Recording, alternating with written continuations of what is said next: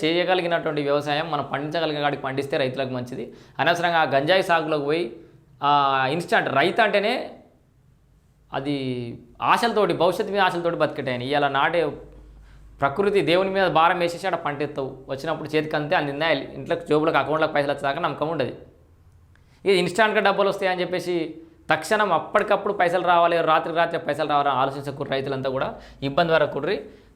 రాష్ట్రంలో అటవీ ప్రాంతాలు సరిహద్దు మండలాల్లో ప్రత్యేకంగా ఈగల ఆపరేషన్ పేరిట క్షుణ్ణంగా చూడుర్రి మీరు రైతన్న లెవెల్ చూసేవాళ్ళు ఉంటే డైరెక్ట్ ఏం చేస్తారట డ్రోన్ల సహాయంతో ఇప్పుడు ప్యాకాటల ఆడే స్థావరాల మీద అక్కడక్కడ మొన్న నక్సలైట్లను పట్టుకొని కూడా పైన డ్రోన్లు ఎగిరేసారు. మీకు డ్రోన్లు అంటే అర్థం కాని రైతులకు చెప్తా మీ లగ్గాలల్లో బిడ్డలకు పిల్లల లగ్గాలకు పైన ఒకటి ఫ్యాన్ లెక్క తిరిగి కెమెరా తిరుగుతుంది కదా పైన దాన్ని డ్రోన్ అంటారు.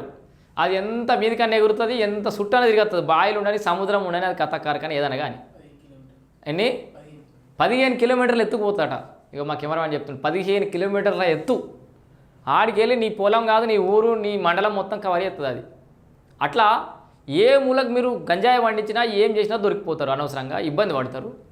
అనవసరంగా ఇబ్బందుల పాలు కాకూరి మీ కుటుంబాన్ని కూడా ఇబ్బంది